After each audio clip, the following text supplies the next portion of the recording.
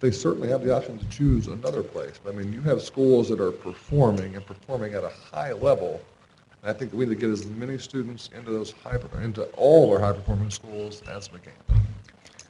You know, you make I think a great point, and I believe, and I'm not legal counsel, but we have a couple of attorneys in the audience, though.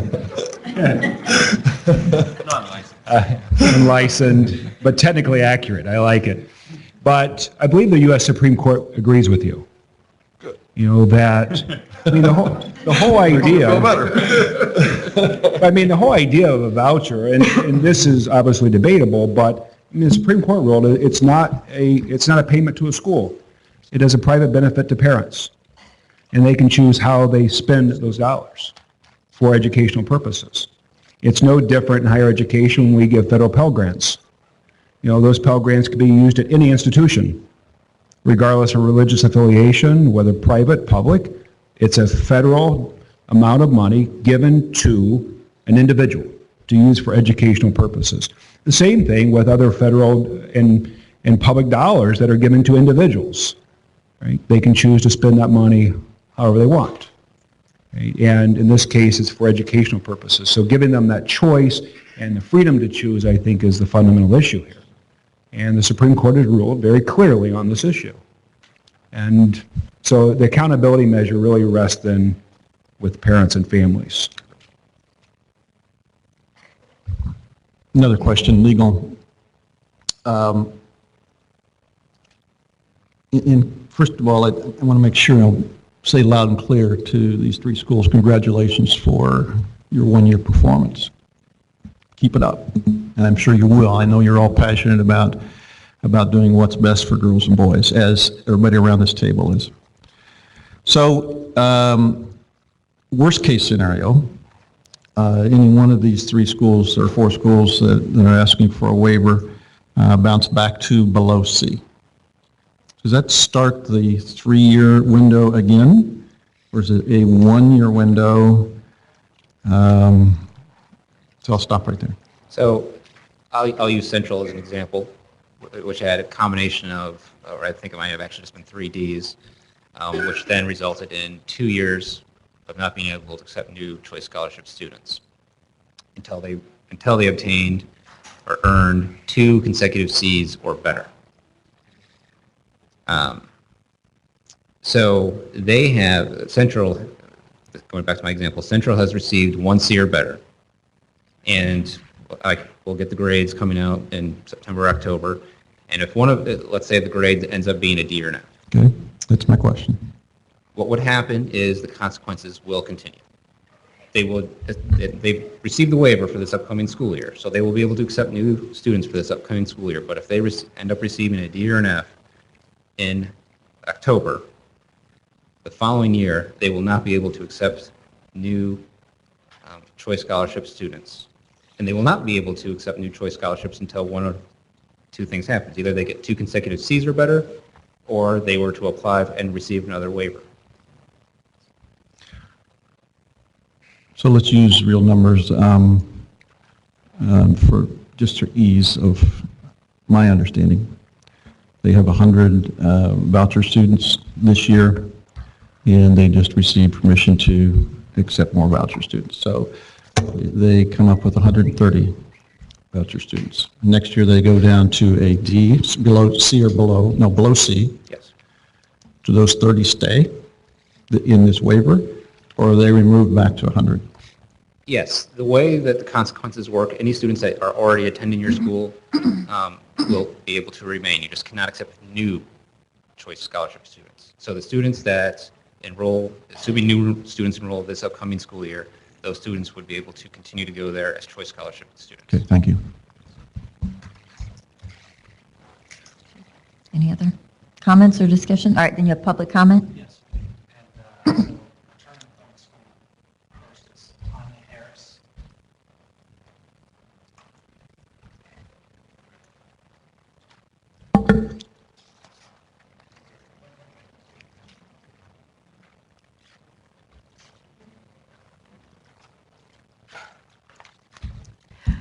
Good morning, Board. we'd like to thank you for your time and revisiting this issue that we have before you. I just wanted to take a few moments out to share with you what I call our journey to an A. I wanted to state to you that when this school was started, it was started with a lot of passion, a lot of conviction by myself. And my husband, who's a businessman in Indianapolis, he supported this goal that I had to offer to our community and to our children a place where they could come learn at academics as well as be whole as individuals. And we wanted them to have a safe place to grow. We're located in an area, like most of the schools here today, that is highly challenged. And it is not that our kids cannot learn, and it's not that they don't want to learn, but the weight that they carry outside of the classroom is what you're measuring on a test. What we wanted to do was to come alongside them as a support system. We put up our own money, and I do understand that education doesn't come free. It costs far more than I thought initially. But we started our school and we continued to grow. We got to a place where parents were asking us to continue to push forward. We did that. And then I heard about the Choice Voucher Program. I am not in education, I'm in ministry. I've served young people for 43 years of my life. And so I'm not one to know all of the legislative laws and things like that. What I give, what my husband gave, we gave from our heart. And I wanted you to understand this journey because, yes, maybe things could have been done differently if it wasn't for my heart and I had more in my head. But we did what we could. And we started a school on excellence. We got the best Christian curriculum that was out at the time. Our students learned, they excelled. Our parents were very pleased. Our school continued to grow. Our school began in 2001, and it just continued to grow and grow and grow. And then we decided we were going to do an elementary school. Now we're up to middle school. And what I found is that my heart what met reality, and I wasn't able to no longer take this school to the level that it needed to be. So when I saw the vouchers, I thought, okay, well, you know, we'll do the voucher program, we'll get accredited, and I met Dr. Frampton, and he was real cool, and I thought, this is gonna be great. Well, there was so much more to education than I understood, and it wasn't just creating a safe place, but my goal was to give them the best education they could, because I am a product of those neighborhoods. I am not one that just had read about it or heard about it. I was raised in the projects. I understand the goals and challenges. So what we did at Turning Point was we hired a principal who was licensed, who did have the background, the experience. We put in place staff. Finally, I stepped back and said, you know what, I'm going to get the best people we can in here and run this school. What you see, the first year was just me. I gave our principal an F school, and I apologize to her all the time. But she took it and she worked with it. She worked with the staff. They started professional developments and things that I couldn't give them. She took them to another level, and they worked hard. They worked hard with our parents. They worked hard with our children. And guess what? We got an A. We got an A. And it was not her fault. She started in consequences. It was mine. But if you understand, sometimes schools are not going to be established by the professionals and everybody who knows how. Sometimes it's people like me who see the need in the community. We're not reading about it. We're located in it. We're there. Like I said, we're a product of it. We want what's best for our kids. And we appreciate you hearing us out, because when this came up, I was quite excited. You held everybody harmless. I thought, wow, we're held harmless. Thank God, because it's not her fault. But I learned that no, it wasn't everybody. There's some of us that did fall into consequences. And what we've done is we've made this school work on less, and we still give a lot to this school, and we'll continue as long as we live to provide for this school. We want you to help us out today and give us some leniency, because I believe we have everything in place to succeed now. And you'll hear from our principal, and she can tell you all of the great things that TP Schools is doing along with our other schools, and you'll see we're not going to fall back, because when you do things right, things seem to end up right. And we got a lot of great things going forward. We've made partnerships that we didn't have before, and there's just so much. I would say this, if you have a problem with how the funds are spent, and I understand that, our books are open. You know, even our members can look at our books, but what I'm excited about is that our school is 85% of the community. It's not even basically the support of our church that does it. So we're not just a church school. We are actually impacting our neighborhood. And we have followed everything that you have said was necessary for a great education. We did it. And my job now, I don't run the school on a day-to-day basis.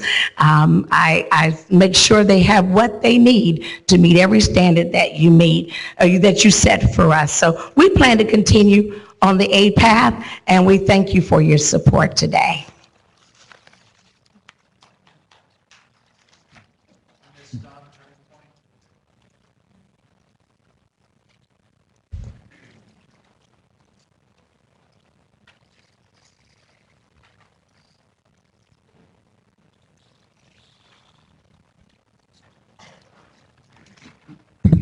I'd like to say good morning to everyone. My name is Lakila Dunn. I am an educator, public educator, 14 years, and an Indiana State Licensed Administrator for the last 3 years at the wonderful school called Turning Point Schools. I thank you for your time on today. Turning Point Schools is committed to providing a quality education and atmosphere that fosters love. We're more than just a number. We're more than just dollars. We are a community and we are a family. And that's what we provide for our students. We've been committed for the last 3 years to the vision and doing whatever it takes to accomplish the standards and the tasks that the state of Indiana has set for us. Today we want to share with you just a little bit of who we are, where we're going, and where we want to end up. I heard a lot of the comments and things that were made, so I'm not going to repeat a lot of those things that she said. We were in the same situation as the last school that was up here, but I keep hearing questions about sustainability and accountability. And I just want to share with you on today some of the things that we've addressed to ensure that the change that has taken place at Turning Point Schools is not just a superficial change, that it is a change that it will be sustained. Our expectations for our staff, our parents, our students, and every stakeholder has been communicated. We adopted a curriculum that is aligned through Pearson with the Indiana State standards that have been set. Lesson plan templates for our staff were also modified, and they are submitted weekly. A school improvement plan was established, along with us working with, I know for the next 3 years we'll be working with Catapult, and we also, which is educational resource servicing organization, which is going to work with us for the next 3 years to provide services and professional development to help us ensure that we're moving forward in the right direction. We also received the SI2 grant, which is a school improvement grant, to help us assist us with writing and improving our school improvement plan. We restructured our daily schedule to include things that would help our students as well as our staff to meet the needs and the standards that were set. We included a 1-hour targeted intervention for each student based on the data in their needs assessment. We also provide 1 hour remediation. We invented a step-up club where we're able to look at the students' scores and the weekly test scores and look at those standards and print reports and offer targeted intervention for our students in the afternoons free of charge. Not to mention that we also offer summer enrichment or summer school for each of our students for 3 weeks during the summer, and our staff comes in and they do that. As well as offering 36 hours during the summer of mandatory professional development that every single staff member that we have attends. These are not just superficial changes, but these are things that we've put in place to help our students. Some of the things that we have worked on targeting are the expectations, our curriculum, our instruction, our assessment, our interventions, as well as taking the time to give our students guidance, our environment, as well as working with community partners. Some of the things that we have been doing as far as professional development, we do have response RTI. As I said, the Step Up Club, we have A+ Club, we have a school counselor and behavioral interventionist that is coming in now to help out our students. Our students next year will be doing SMART goals. We've infused lots of technology into our curriculum, as well as ensuring that our teachers are on pace and on guide with the standards that they're teaching and incorporating things. We've added a STEM component to our science. We hired an art teacher, so we now not just have STEM, but we have STEAM, where we're able to incorporate a lot of the arts into what our students are learning here on today. I think if I could leave anything with you other than that, just to let you know that we are a community and we are doing everything in our power set forth to make sure that our students grow, and not that you just grow 1 year, as you guys think, but 2 years. We've put in place formal and informal assessments. We do data-driven instruction on a daily basis. We look at those numbers from weekly tests. We look at ISTEP data. We also look at NWEA, which we administer 3 times a year. We do DIBELS. We also work very well with our LEA, which is Lawrence Township, to ensure that our students receive Title I assistance, and we have a full-time Title I teacher on staff. We take the time to meet with our parents. We offer community involvement of parent empowerment meetings where we offer classes for our parents on finance and organization and communication. We're working with a lot of community partners. Our middle school students go out every Friday to do something dealing with community involvement. They partner with different businesses to learn about coding. They go and they volunteer at Gleaners. They go to Wheeler Mission. They visit colleges and universities. They go to the State House. They go to the trustee office. And a lot of businesses and counselors come in to meet with them and talk to them about career paths. We're not just a building where we're just doing things haphazardly, but we are doing them in a way that has been research proven strategies to help sustain that accountability that you guys are talking about. And we appreciate your time on today. And I just want to say that, on behalf of our students and my staff, I think, that we're doing everything that we can to ensure that our students receive not only just the best education that they can, but a family. Thank you. Daryl of County Turning Point.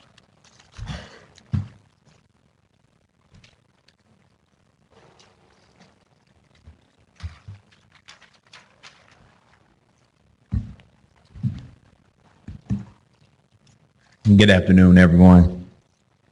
I would like to thank you all for, taking your time out and hearing me today. I'm here on the behalf of TP Schools, Turning Point School. My name is Darrell Kelly. I'm a parent of what would be now 4 students attending TP Schools. I have 4 daughters. And along on this journey, before I get into it, you've heard the administration, you heard the young man as a student give his viewpoints. You've heard Ms. Harris and Ms. Dunn as principal, but now you get to hear the parent side of it. So you're going to hear me as a father, and I'm asking y'all to hear me as a father.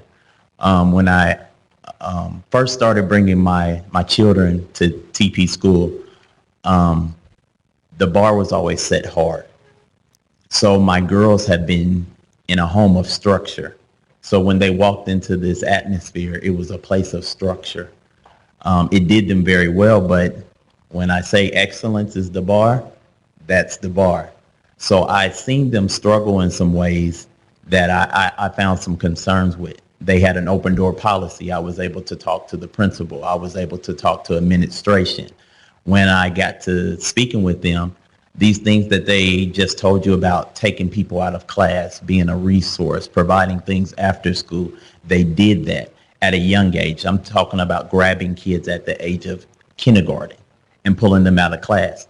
At the age of kindergarten, my 2 daughters were having trouble reading, but they noticed that they were squinting. In a big class setting, sometimes it takes a teacher longer to know that. So we were able to see that they needed glasses. So their eyesight became better. They began to enunciate and say words better. So their reading was able to be on a higher level, on a higher standard. That was at a kindergarten age. As I seen that the excellence in the bar that was set by TP School was embedded in my kids, this is where we're going to be at. No matter if you're struggling here, you're going to have to put the work in. Others might get to go play right now, but you're going to do this. Let's take this hour. So as I seen my daughters come out of this shell, they begin to develop study habits. They develop core values of working hard, putting in time in things that long division might take me a little bit longer. So I have to put the work in. This is what was set by TP School. When it comes to the administration, it's not a revolving door. I've seen the same consistent staff for over 5 years now. People that have been at it have been ones that have excelled highly where they were at before, whether it be them coming out of graduates or exceeding higher, going for higher learning. And that when you develop a culture like that, it becomes a habit, it becomes contagious. And my daughters have grown in that. When I've seen their grades rise up, I'm like, okay, well, maybe the grades are good. Teachers like my daughters, they're cute. They can get over it. So I'm like, well, maybe they're just warming the teachers up. You can't do that on standardized testing. When it comes to iRead and iStep, their scores grew leaps and bounds. This is the culture and the excellence that they've embedded at TP Schools. And I told my wife that I would not be long-winded. So this is where the father comes out on me. I hit some financial trouble. And I wasn't in a position to be able to give them everything they need, but they had, a home, things of that nature. But it did me well to know that they were walking into an establishment that was excellence. That did me well as a father, knowing, well, my kids are waking up in the morning and they're going to a place that is providing them with the best of the best.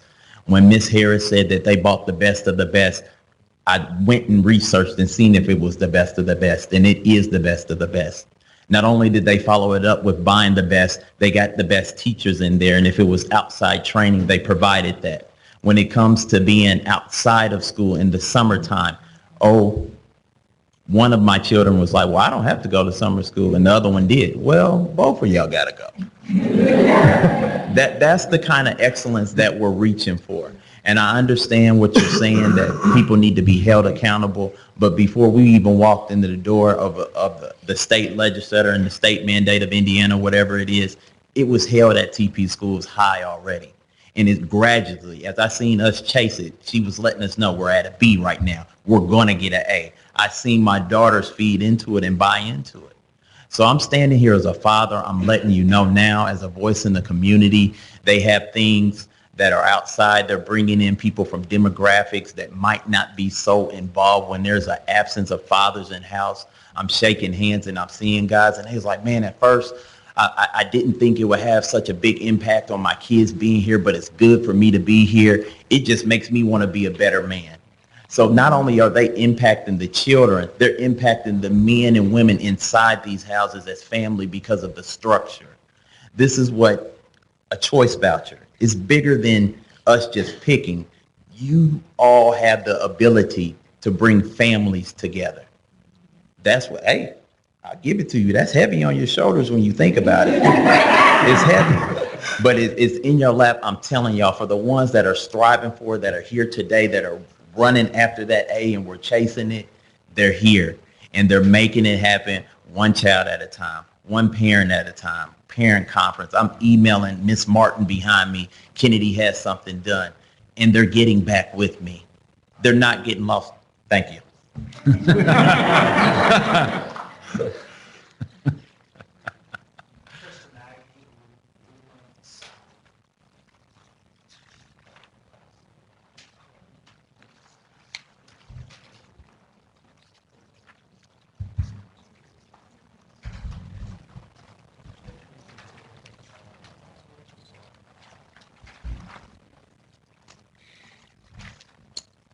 I think it's good afternoon now. Are your stomachs growling? Thank you for listening to us again, hearing this appeal again.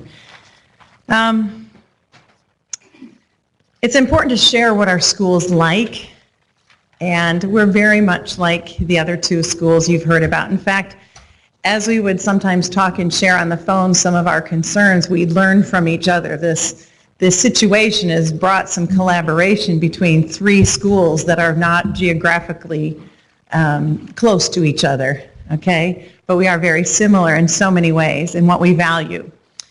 It's also important to share what we've done to improve as a school and perhaps share some stories.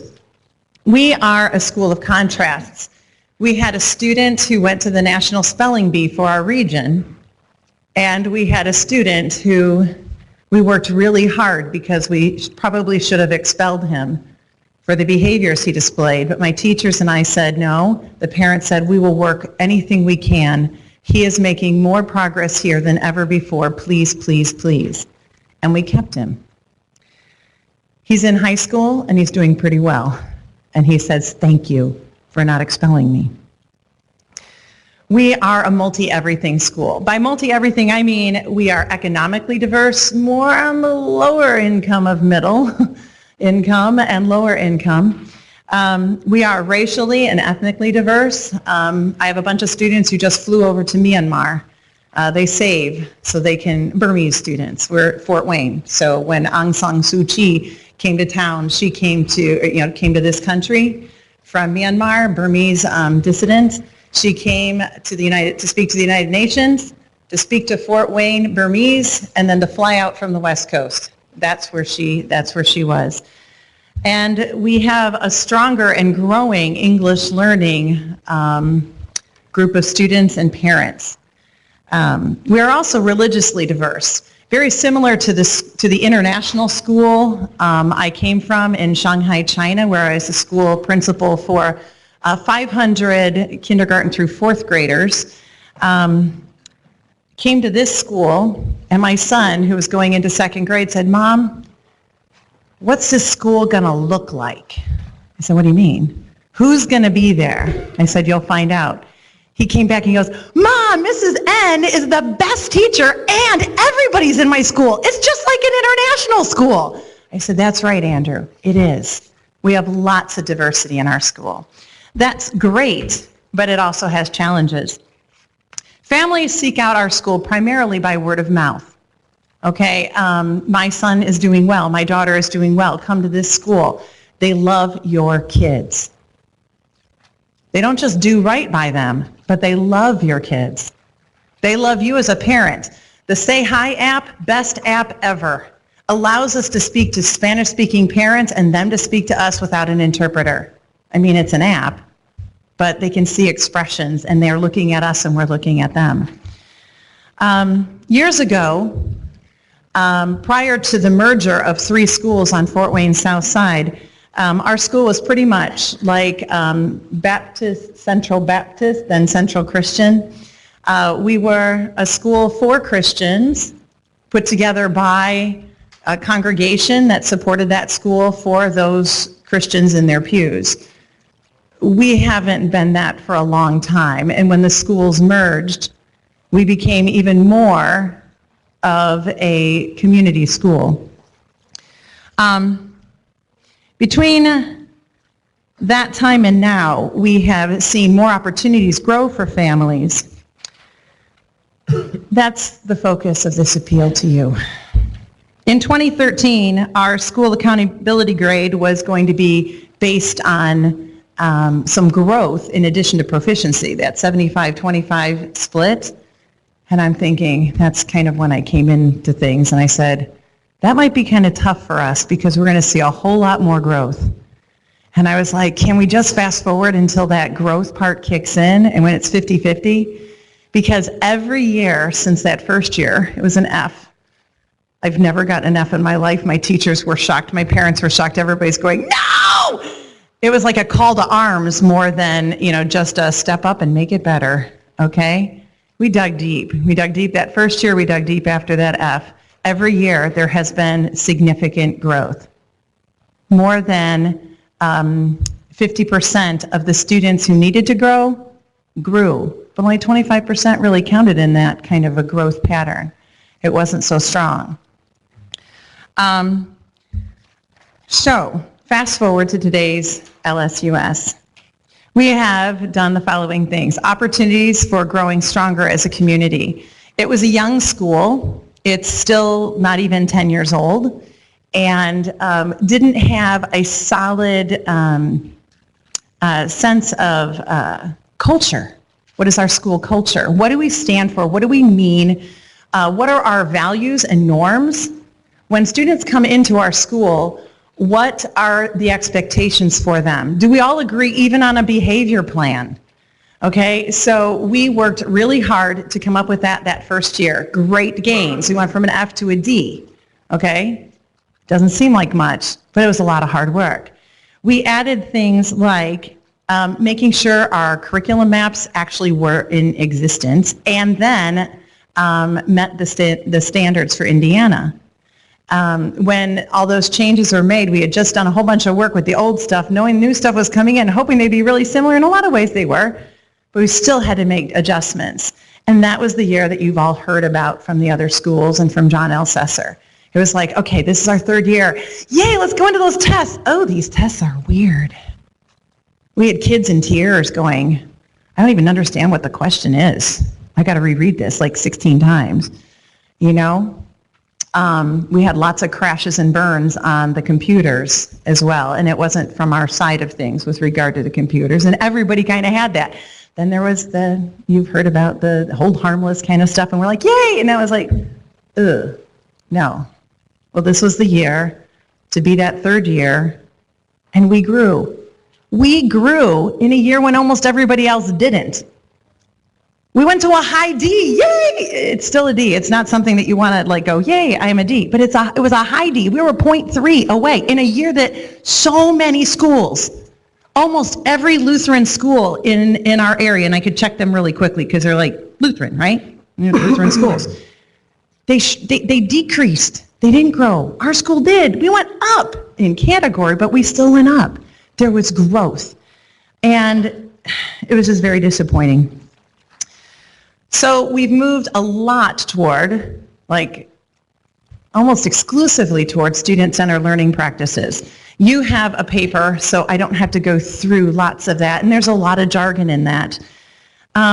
But some of the things that really have helped is allowing students to be able to, and setting up homework hall, which sounds like what you do for punitive measures. You know, somebody doesn't do their homework, they have to go. Well, yeah, that still happens. But mostly, our kids are voluntarily there. They want to get their work done. They want extra support because they said, my mom's too tired when she comes home. You know, I might have to go to dad's house and he doesn't feel comfortable helping me. You know, those kinds of things. Those are the realities. And so our kids say, can I stay? It's free. They do it. They love it, and it works. We have placed an emphasis on optimism and hope. And that growth mindset has really made a difference with our students, with our teachers, with our parents, and our families. As a result, we have lots of opportunities for success.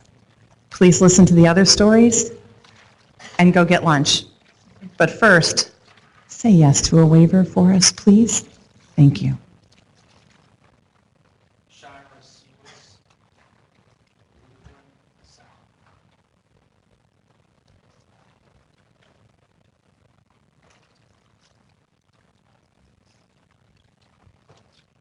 Good afternoon.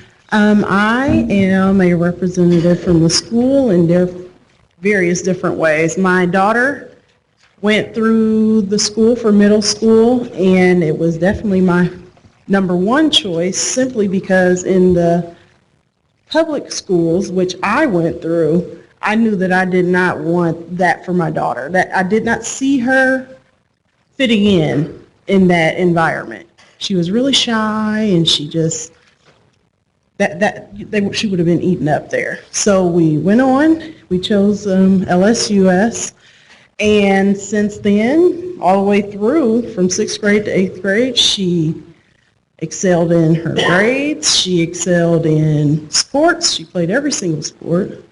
She did cheerleading. I mean, she was an ambassador all 3 years while she was there, which is a leadership role in the school.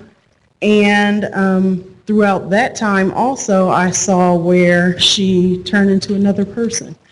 She was the person that you kind of turned to when you needed someone for the younger kids to talk to. Or, you know, she really took pride in that. And I know that I have another child who is just 1 year behind her who is in public school, which that is a good setting for him, whereas private school was not a good setting as it would be for her. I also am very active in the school. I deal with the kids a lot in various different ways. And I will say that I know each of them come to me just like they would their parent. You know, like, I'm having a bad day today. You know, whereas some other places they wouldn't have that opportunity. They kind of get turned away. They don't have the opportunity to speak out. They don't get the nurturing that you might get.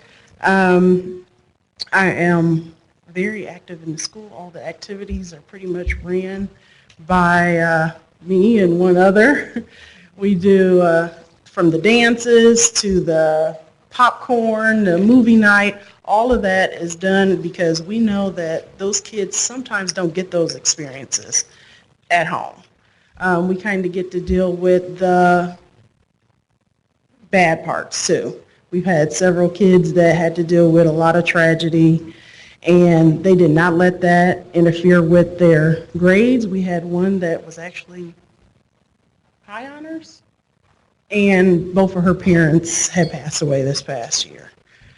So the school kind of took that and took her and nurtured her and still brought her where she needed to be. My daughter now is a 10th grader at Concordia Lutheran High School, where she continues to get the voucher, and if it weren't there, I mean, even from middle school to now, there's no way. There's no way we would be able to afford that. I do have one coming in kindergarten who will be attending this fall, and that means I have two that would be coming in that would require a voucher, and without it, there's just no other way. And for her, this school is the best choice for her because it's going to allow her to grow the way she needs to grow. I don't know. I think that's it. It's so much, you can't really sum it up, but thank you for your time and vote for us. Thank you. Matt Riley, Trinity.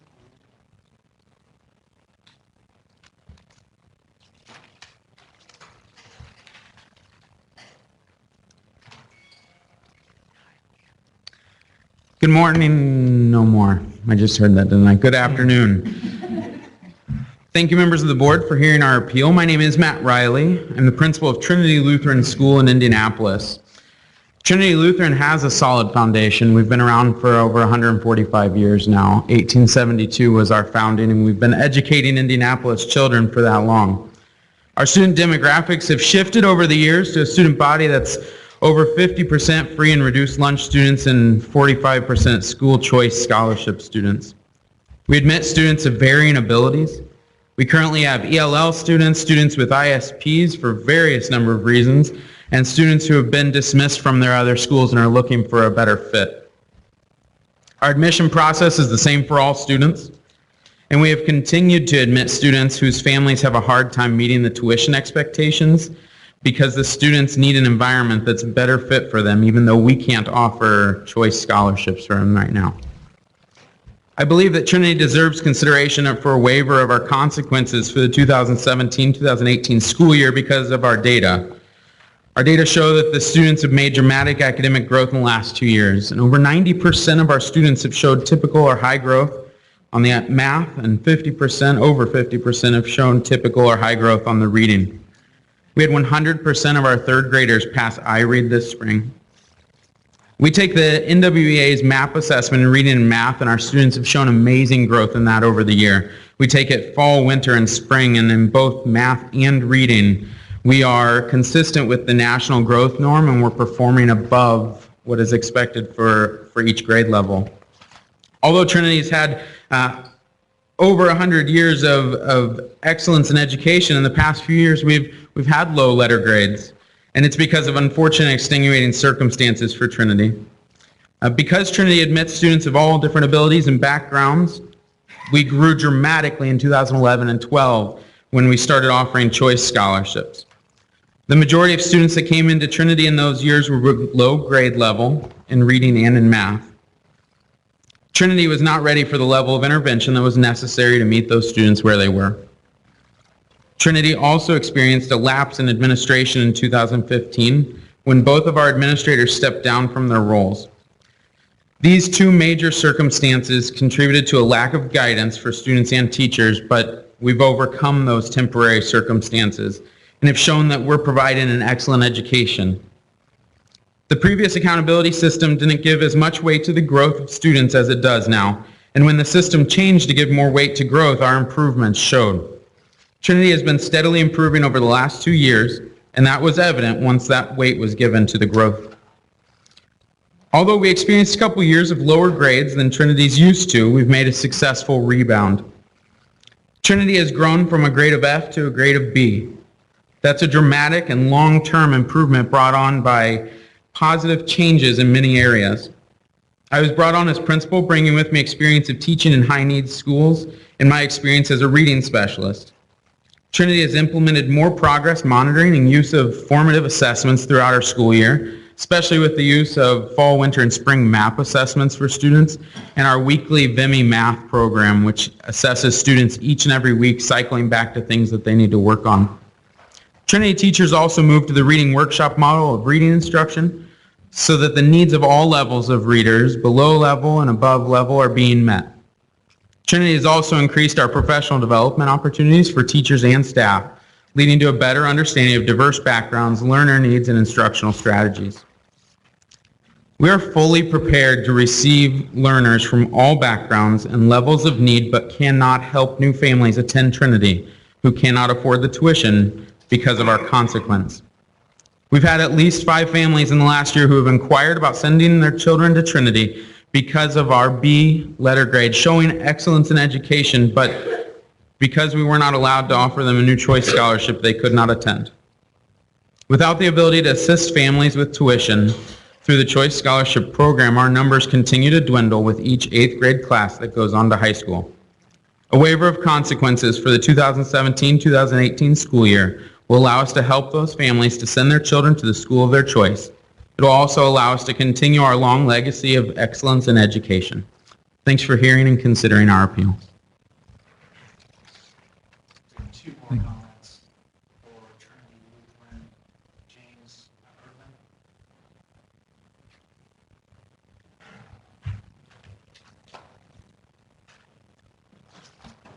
Urban. Good afternoon. My name is James Urban, and I'm a chairman of the school board at Trinity Lutheran School.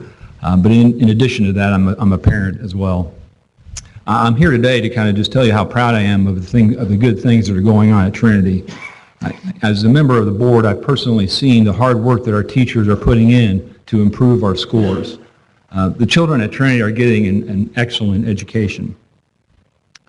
As I mentioned before, I'm a parent.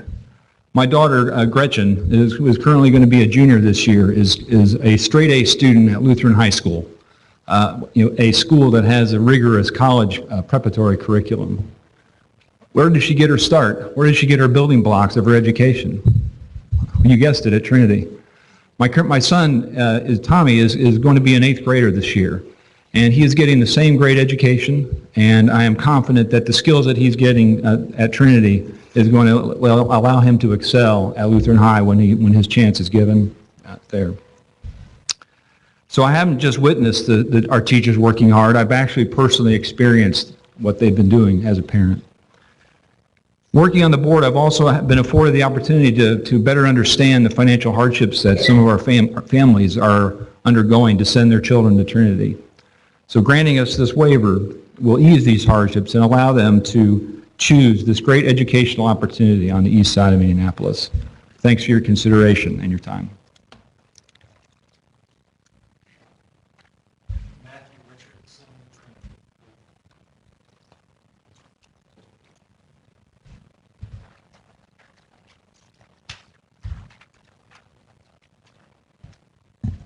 My name is Matthew Richardson. First and foremost, thank you all for allowing us the opportunity to come down here today. I come here solely as a parent at Trinity Lutheran. I'm not a teacher, a school board administrator, any of that, but I'm the greatest educator in my children's life. And nobody has more vested interest in the well-being of my children than I do. We started off, I'm a product of public schools. I think I turned out okay.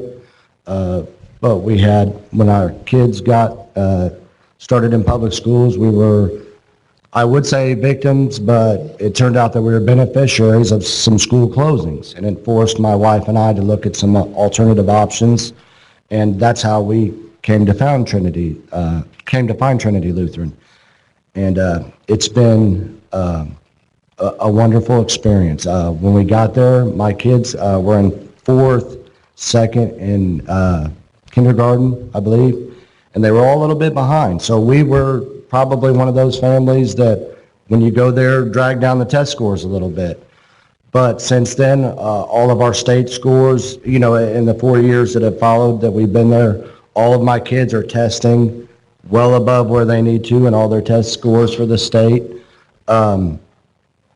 My daughter is now my oldest daughter struggled quite a bit lower in her elementary school. She's now just finished her freshman year at Lutheran High School, all A's and all B's.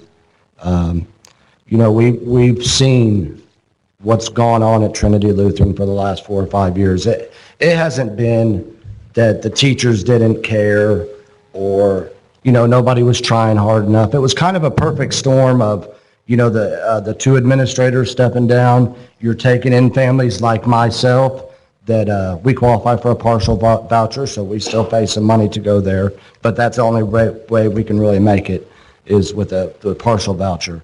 But we've seen like a perfect storm of things happen over there. It's nothing has, you know, it wasn't like they weren't trying before. You know, everybody was trying hard and working hard. It's hard when your leadership's gone, and we have great leadership in place now. I think you see that from the numbers that our principal brought forth. I know I don't want to be up here all day. We have something in our hallway, and it struck me when I saw it the first time. It says, don't worry about who's right, worry about what's right. And that, you know, I think that's important. What's right for these kids, you know, and don't deny another Richardson family to come in and get the benefits that we've got here because a few things have went on the last couple of years. The grades are improving. They're going to keep improving. You see how the most popular kid at the school treats the least popular kid in their room. You know, that's what we're about at Trinity, and I hope that you guys will look beyond the last few years, take into consideration, you know, the bigger picture. Look where the numbers are going. Look what's in place that hasn't been in place. And please just consider our waiver for the upcoming school year. Thank you very much. Thank you for all of you that have come in for public comment. We appreciate you coming in, appreciate you waiting. So is there a motion to approve the Turning Point School Choice Scholarship waiver? So moved. Second. Any discussion? Okay. No further discussion. Roll call, please. Dr. Berger, Yes. Dr. Ernest, Yes. Dr. Freitas, Yes. Mr. Hendry, No. Dr. McClean, Yes. Mr. Watts, Yes. No. Yes. Is there a motion to approve the Lutheran South? Second. Is there a discussion? Roll call, please. Yes. Yes. Yes. No. Yes. Yes. No. Yes. Is there a motion to approve the Trinity Lutheran School Choice Scholarship? So Waiver? moved. Second. Discussion? I would just like to point out that, again, on Trinity Lutheran, this is a school that had 3 Fs in a row, so it's subject to accountability, or it's subject to the accountability for 3 years as opposed to the 2 for the other schools. And so we're in year 1. They obviously got a B, and I commend them on that. That's great news. I would actually consider a waiver if they show 1 more year, and they would still be subject to that additional year, but I want to see 1 more year. So just to explain my vote, I would consider a waiver for this school if they show 1 more year as opposed to having under the law 2 additional years. I do have in my notes that their prior grades, when we look at the others were from Ds to A, D, F, D to A. Lutheran South Unity was F, D, D, B. We do with Trinity Lutheran have F, F, F, B. I personally, discussion here, it stuck out with me. Vince, did you? Does the school they have to have 2 consecutive years, is that correct? I want to make sure I'm clear on that. Of C or better. So in this situation, Mr. Hendry is correct. The school does need 3 consecutive Cs or better. That's going back to the consequences in the statute. There's 3 different categories which result in different consequences. The prior 3 schools have already been voted on had a combination of Ds and Fs, so they needed 2 consecutive Cs or better to get out of consequences.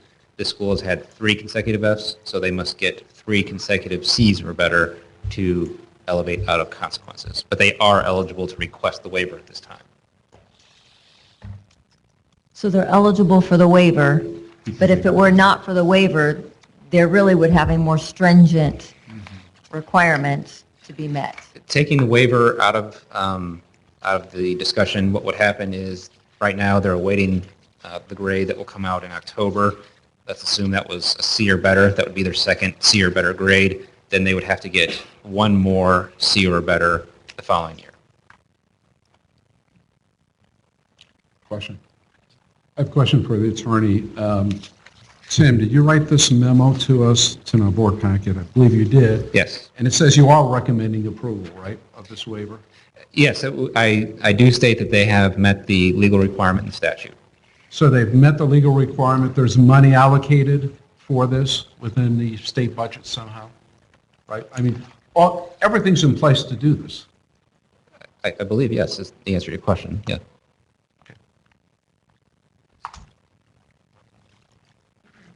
These are all continued to be reviewed annually, correct? Everything's I'm reviewed annually.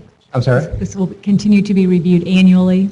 Yes, the waiver is only good for 1 school year. So if this were to be granted, the school would have to come back and request a waiver for the following school year because they would still be in the consequence phase.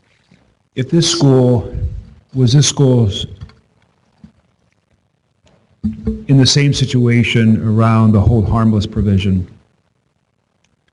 Had they been included in the hold harmless provision, would they still have the same sequence of grades as they have now? The answer would be yes, because the series of grades that we've been looking at for all of these schools have been the same school years. So it's the same school years that we're looking at for a combination of Ds and Fs for all of these schools. But they have 3 consecutive Fs, so Correct. if they had been held harmless within that period, would one of those Fs not appear?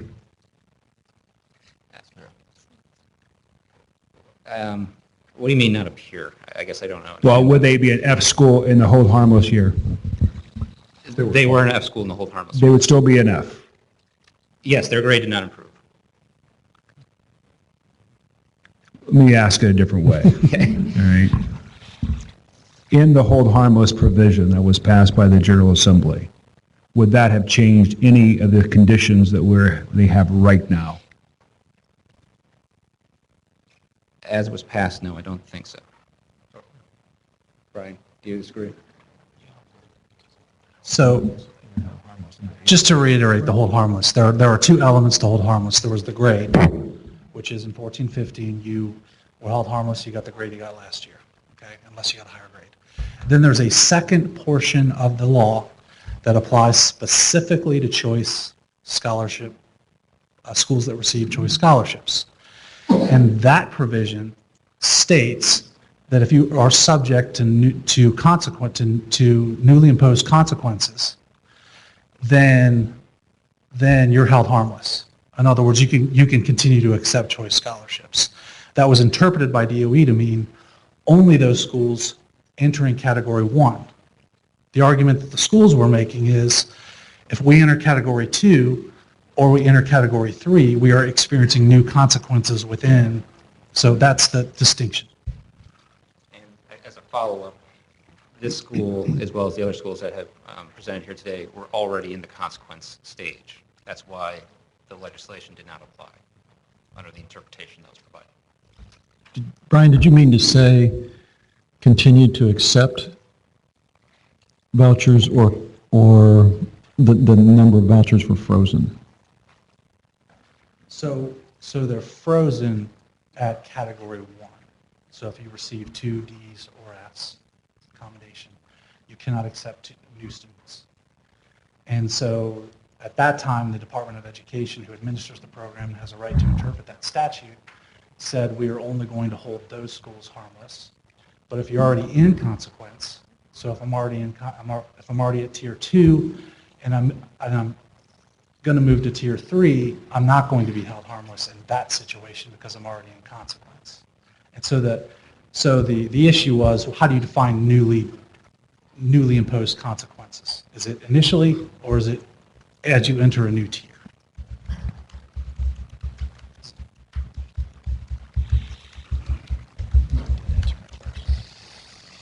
But I think the real issue, though, is that the law says it's a one-year reprieve if there's an improvement, academic improvement, majority of students from prior year.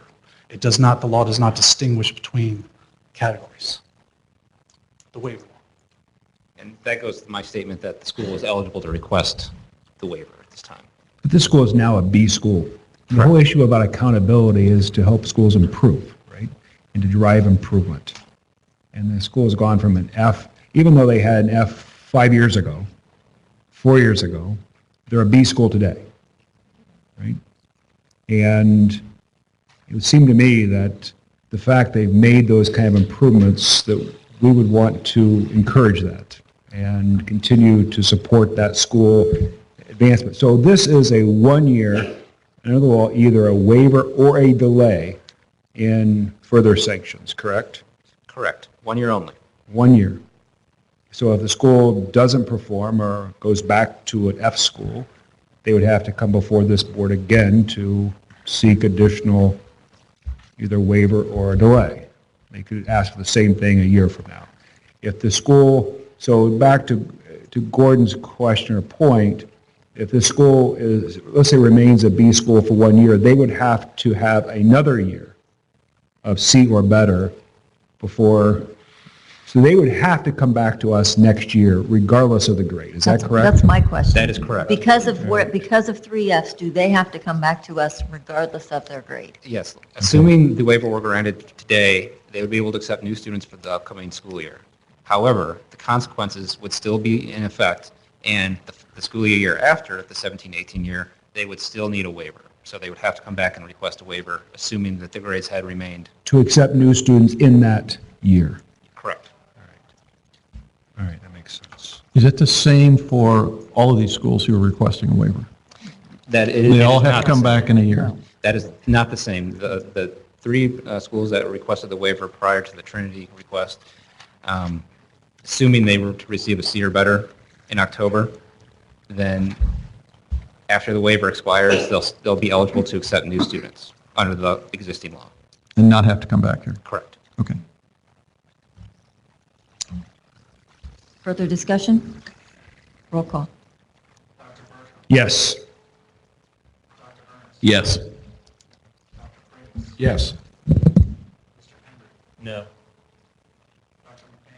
Yes. Yes. No. Yes.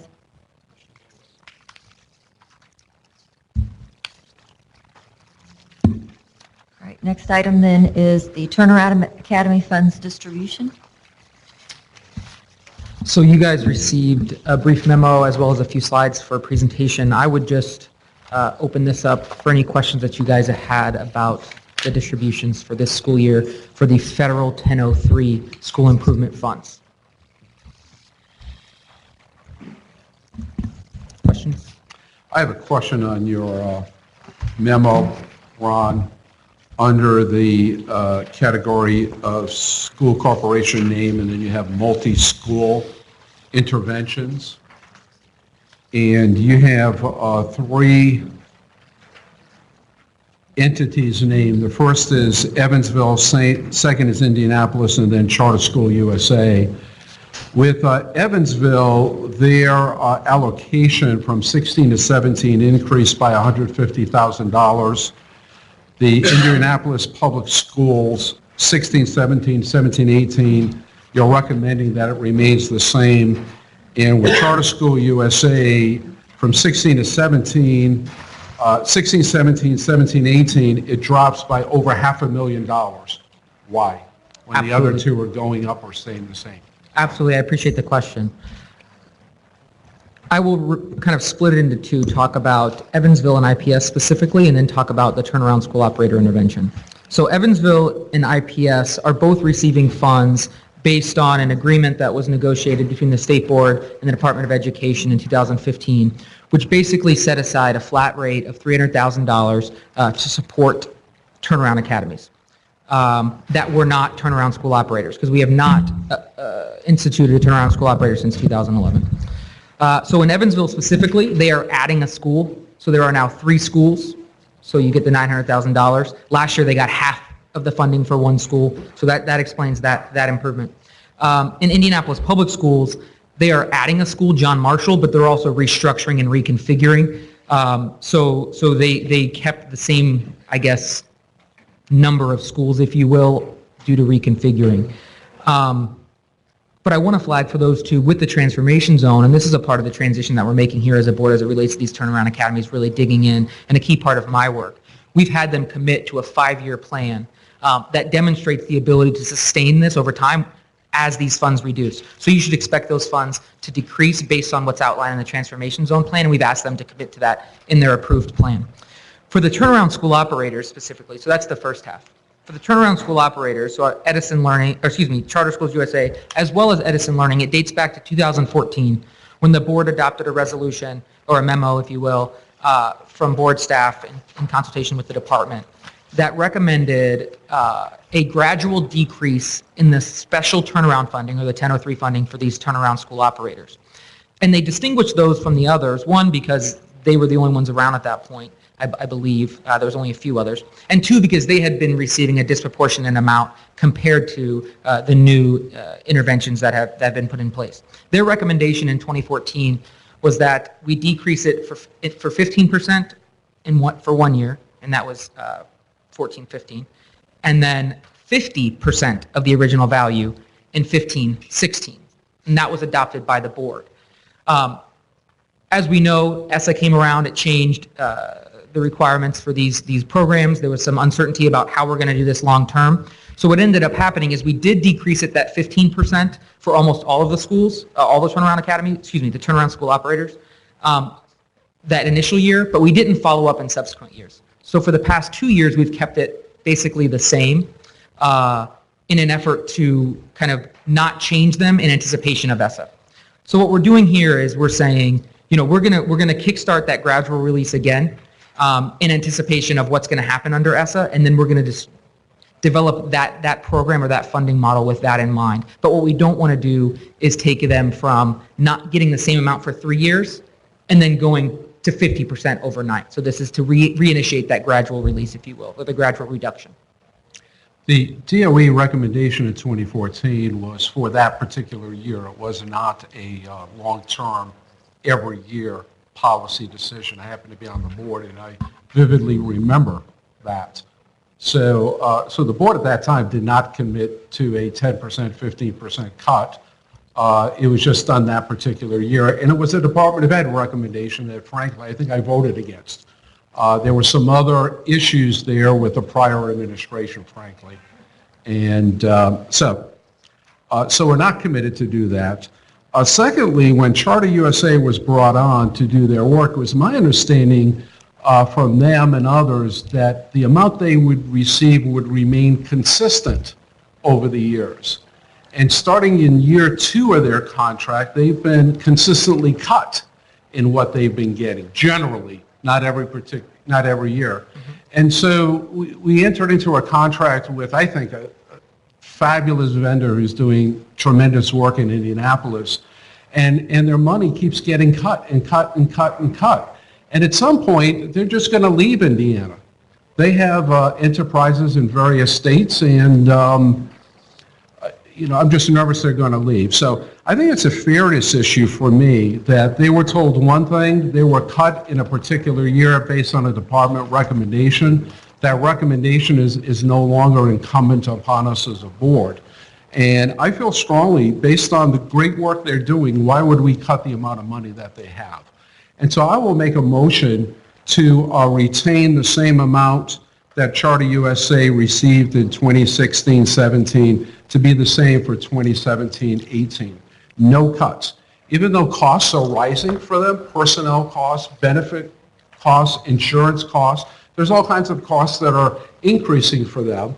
So by maintaining it the same, they're essentially taking a cut in the money we give them.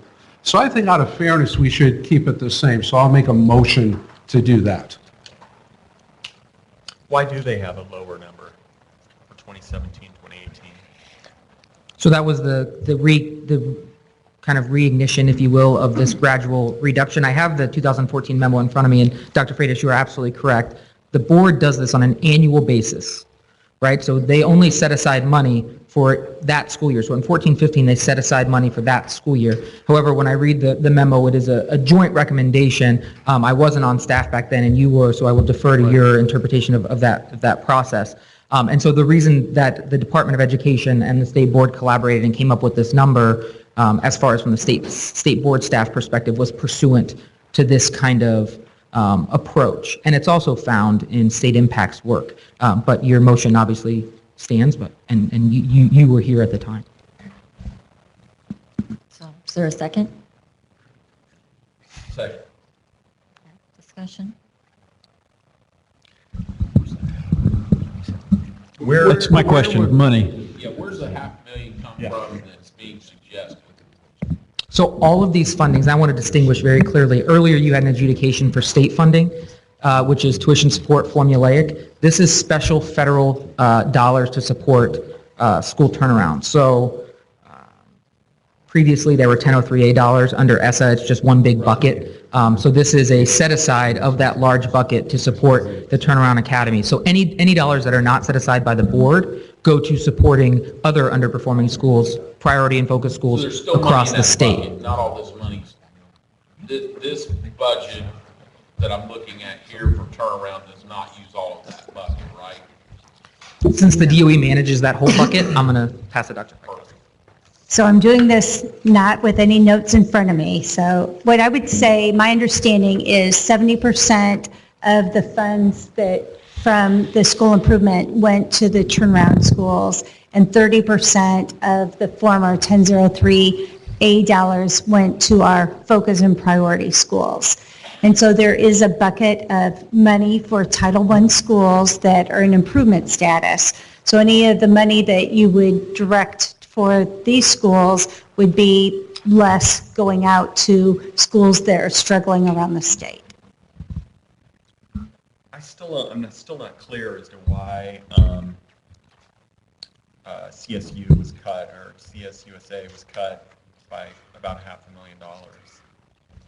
Yeah, so here's specifically why that was. So it's Edison and CSUSA.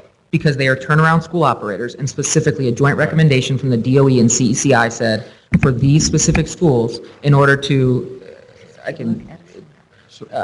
recognizes the need for sustainability, equitable support, and conservative use of funds, and a system of gradual release. Right, ultimately, the vision here is that these schools sustain on the normal operating budget. This isn't to question Dr. Freitas' analysis of all of that.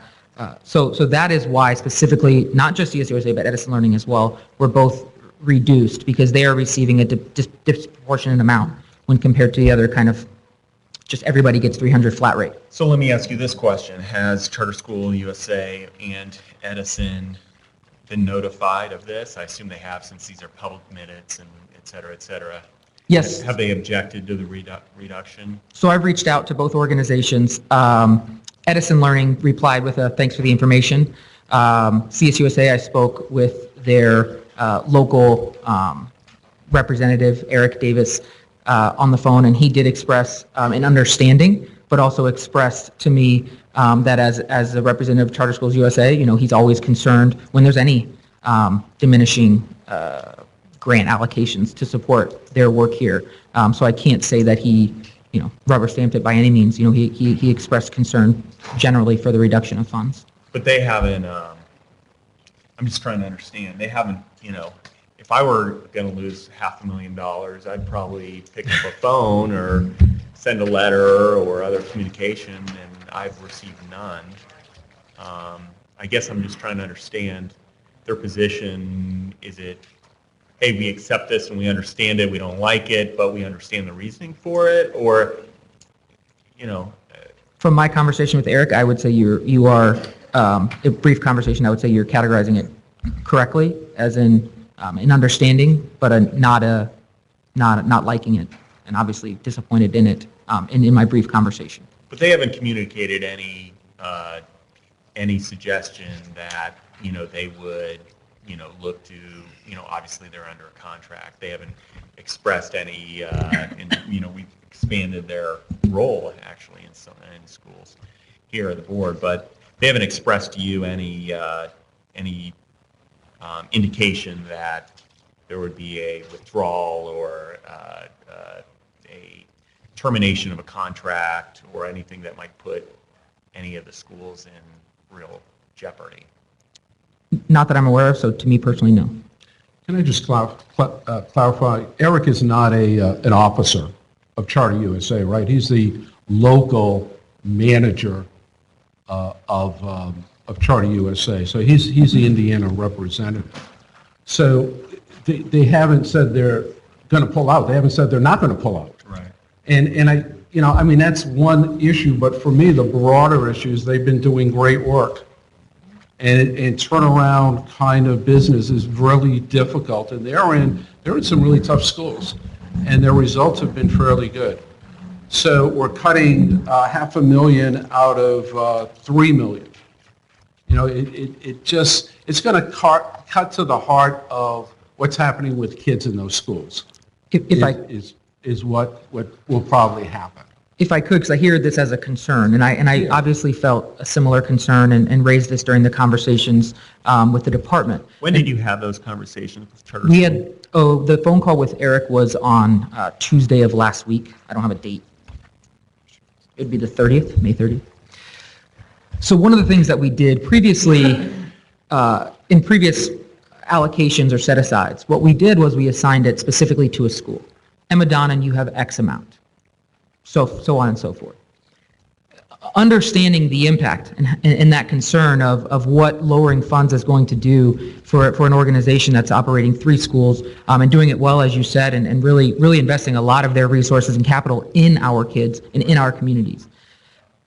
We said that our recommendation is that the state board set aside a total amount and empower that organization, not only CSUSA, but also Indianapolis Public Schools and Evansville, to request from the department a school-based, school-specific amount. And that comes specifically when we talk about CSUSA, it's a result of kind of some even disparities between what they got for each school. So within the 3 schools that they operate, there were one of the schools was receiving, half as much per pupil as another school within their 3. And to me, I don't think, and no offense to anybody sitting around this table, but I think we would all agree, we don't need to be making those decisions on behalf of them who are on the ground doing this great work.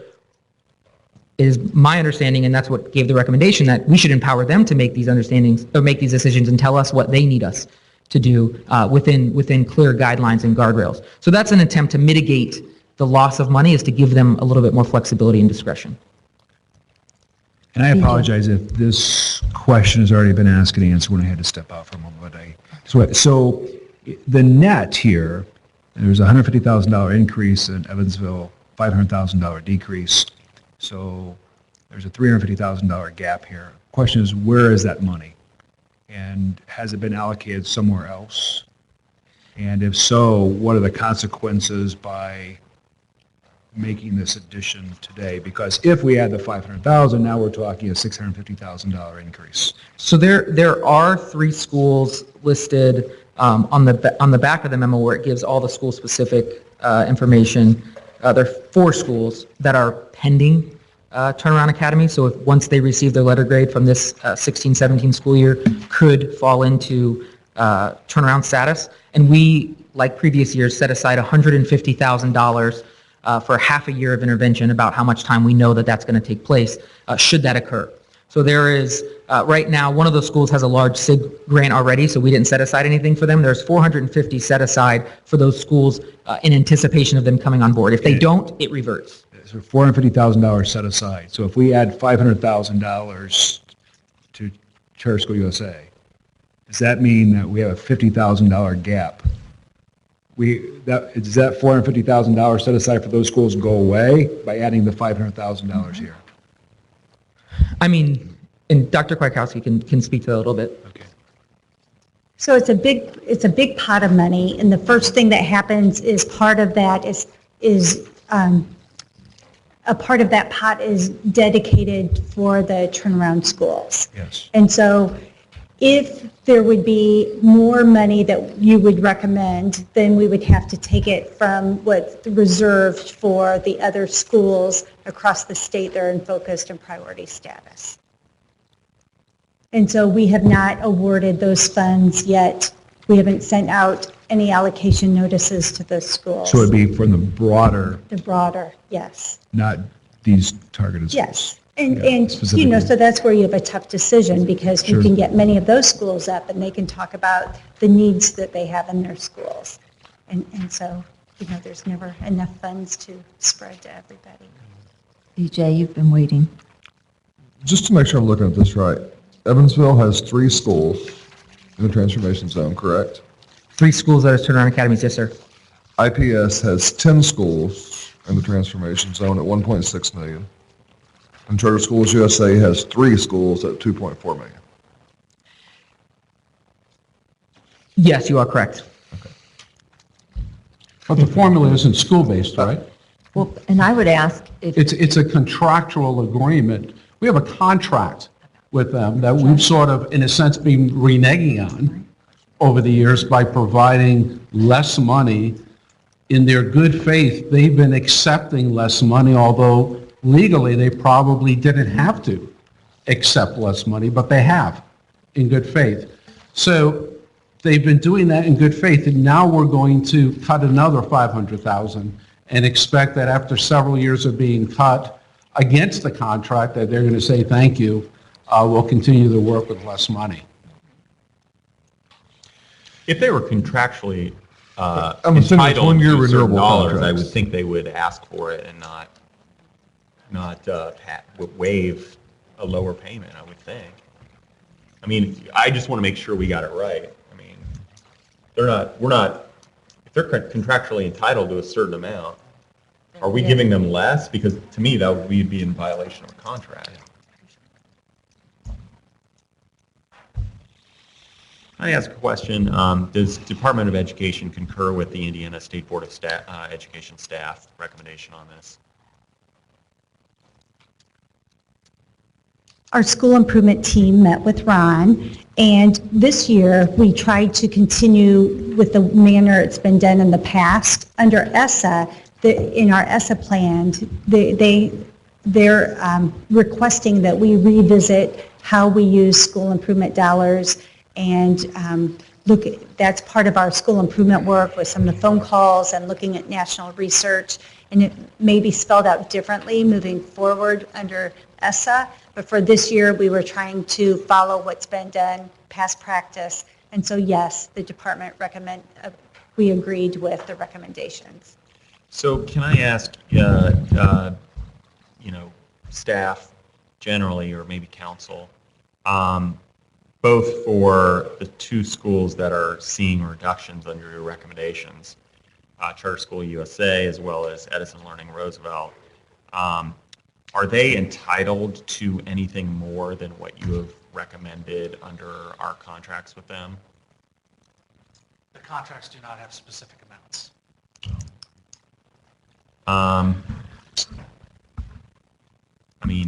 I guess just to express my opinion, I appreciate what you're saying. Certainly, it's a cut for both schools. So I'm willing to support the staff recommendation, or I would support, unless there's objection from anybody, delaying it a month so we can hear from the operators. But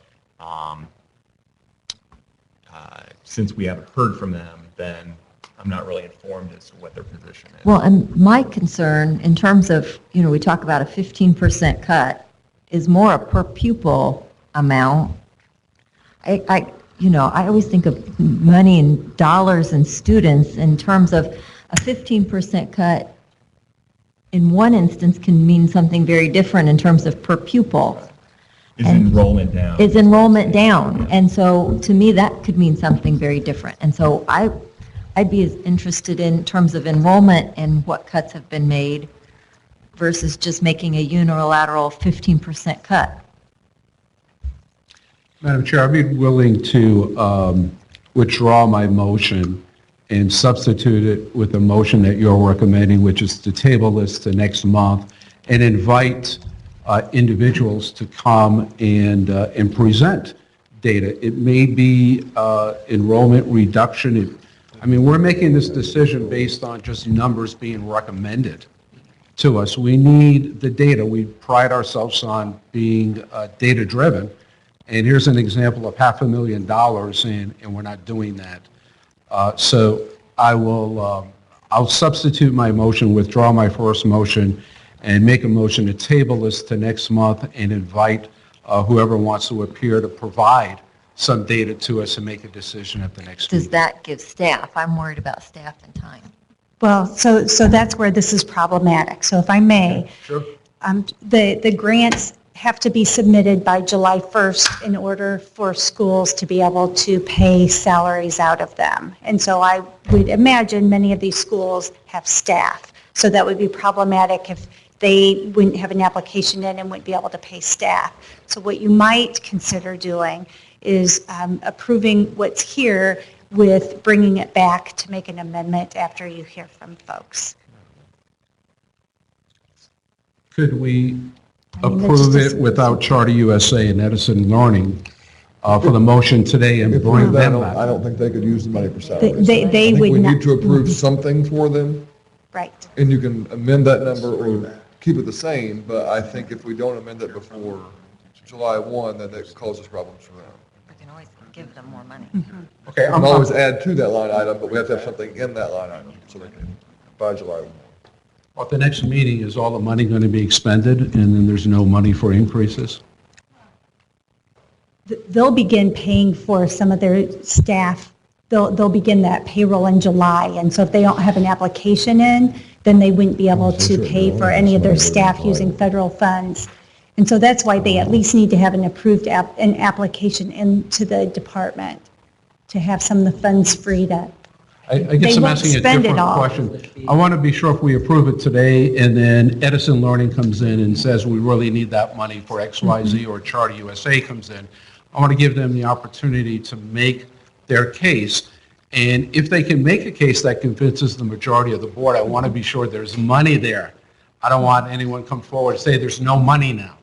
So is that, so we'll work that out, Leanne? Okay. And the board, just if that's a concern, the board has the authority to set aside the funds, but then on the back end, the board has the authority to set aside whatever funds that they wish. So what we can do is we can set aside the funds to assuage that concern, but somehow capture the motion that they're of that set aside, they're entitled to this amount as of today, and then pending future presentations or negotiations or conversations, that amount may be increased by the board on a subsequent date. So that would allow the board to set the money aside without actually expending it, if you will, or allocating it directly to the organization, but to assuage that concern. And then if not, that money would go to the 30% just back into that pool. So say we decided not to, that money would just go back into the. That's exactly right. Seems like the right thing to do. What is the likelihood of someone who's invited to come in front of the State Board of Education to advocate for more money, telling us they don't need it? I'm just kind of, better have a I know, it's like, we really don't want the money, okay? We're really not, but I am interested, it goes back to really Carrie's question. Are there very specific data points that we need to determine the merits of that argument, right? And if so, I think we need to have that now, not today, but soon, so that we're not sitting here in July trying to make a determination just based on what's given to us. So is it an enrollment issue? What are the criteria we're using to make that decision? And I think if we could have that discussion and get those data points, that'd be very helpful for me. And I'm happy to provide that. I actually have it in front of me. It just needs to be manipulated a bit to get it for you so that can be done expeditiously. I think that's a component. I think there's also the philosophical component that we're building from 2014, which is just this concept of sustainability of these interventions through how the state just funds schools. Obviously, this particular subset of schools receives these funds because they are in a very challenging situation, and they are coming in without a lot of the infrastructure that a traditional public school corporation has and things like that. So they're getting these funds for a very clear reason, but there's that theoretical component of ensuring sustainability long term. Because if we were to transfer these back to the school corporation and not have these funds, the school would overnight turn into something very different than what it is today. So it's that long term kind of sustainability idea. BJ? And Leanne, I know you said it's a pot of money, but could we also maybe get a projection of not only the impact, if the money is increased, who all else is impacted by that, and what will the impact be on them? Because if we're bringing someone here to speak, I think those that may be reduced would also Absolutely. probably want to have input. We'll work on a way of giving you some documents so you can make some good decisions. They need a voice. Yeah. Dr. Yeager? Thank you. I think I know the answer to this question, but I want to make sure it's a yes or no question. So if we, according to the motion from Dr. Freitas, if we jumped in there and added more money to CUSA, no other public or charter school will be impacted negatively through federal funding. Is that correct? This is federal funds? Okay. No other school in Indiana will be impacted negatively due to the increased funds for Conference USA.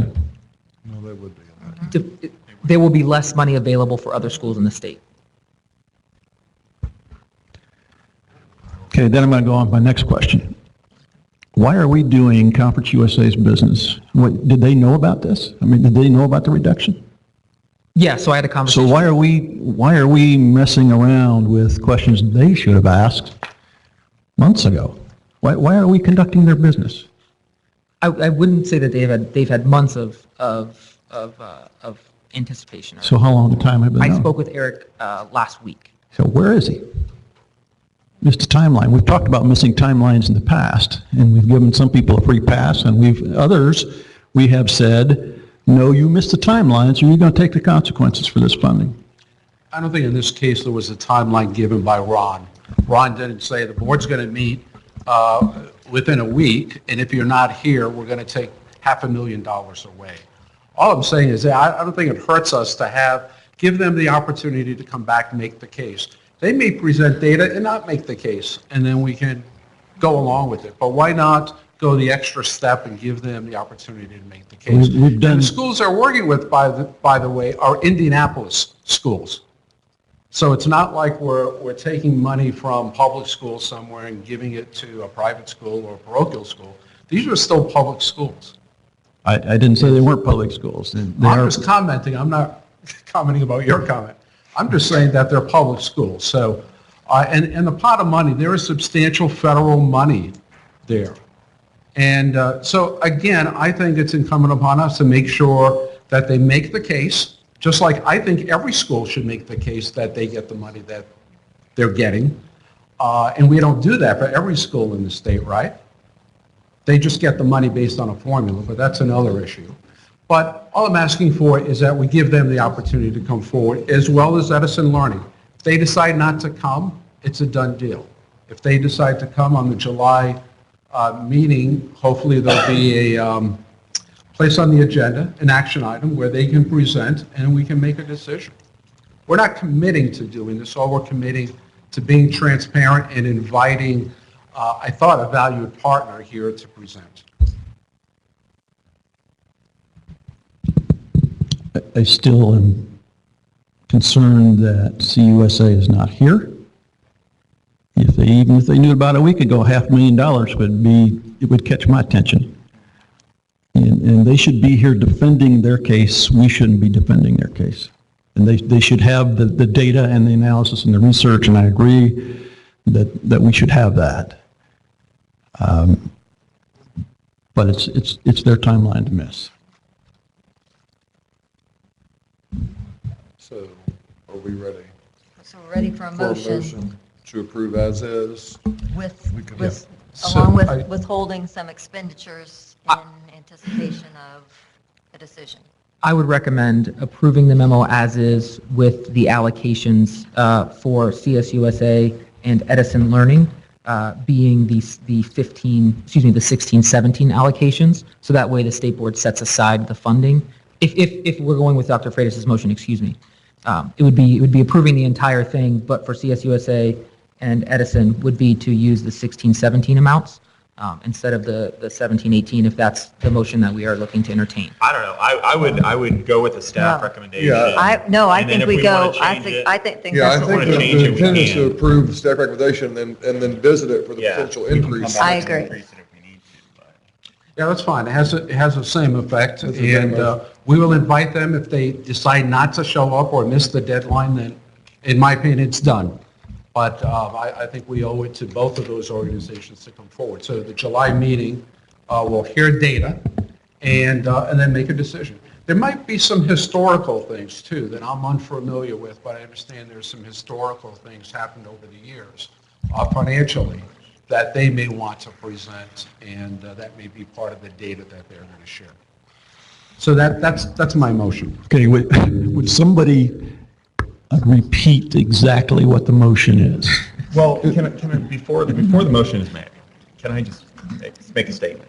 What I would recommend is that we just simply approve the staff recommendation.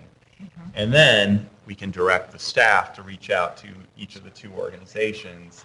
And if they so choose, we can consider putting it on the agenda, but we're not necessarily putting it on the agenda.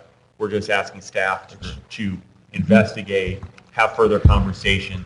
If there is an issue, bring it back for potential amendment. But right now, I would say let's just Approve it as make is. Gordon, so the motion, I'm not sorry, it's Dr. Freitas. So the motion is to accept the staff recommendation, stop, and then direct the department or the staff to gather that information and bring it back to us. Is that correct? Would that be acceptable?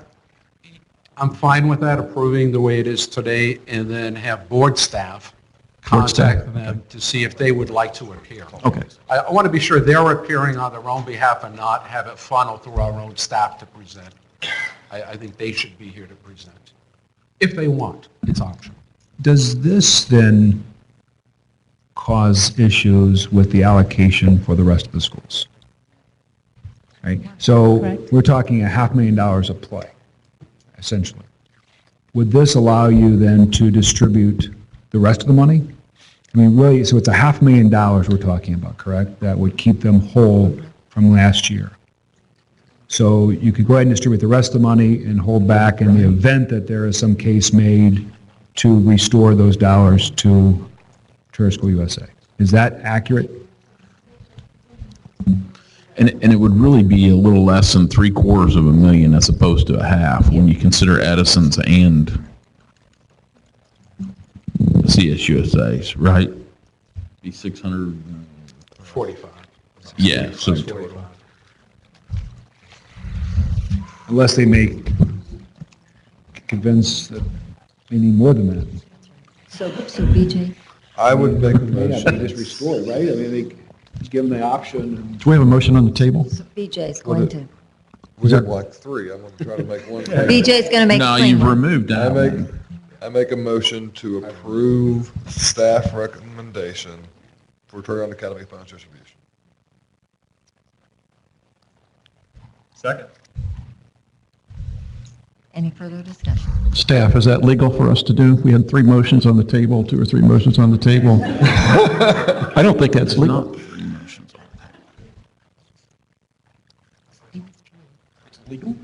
Some have been withdrawn. It's been withdrawn. You don't have 3 motions. He had withdrawn his. You withdrew yours, then there was another one. It died for lack of a There second. was only one that was put in second. Okay. Okay, then roll call. Can I ask another question? Repeat it, please, so everybody, the media, the public, and the board knows exactly what we're voting on. My motion was to approve the staff recommendation for Turnaround Academy funds distribution. Thank you.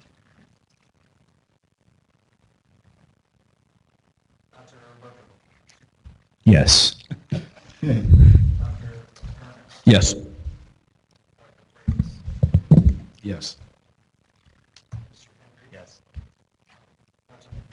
Yes. Yes. Yes. Yes.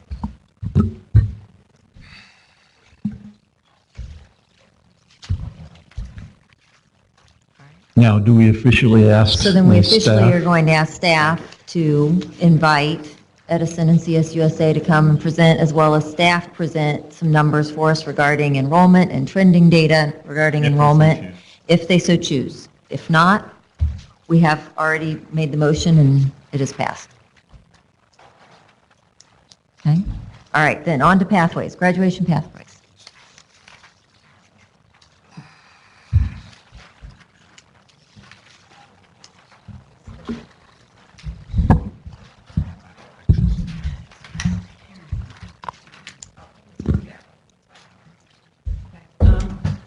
So graduation pathways, House Bill 1003 or HEA 1003 directed the state board to establish graduation pathways.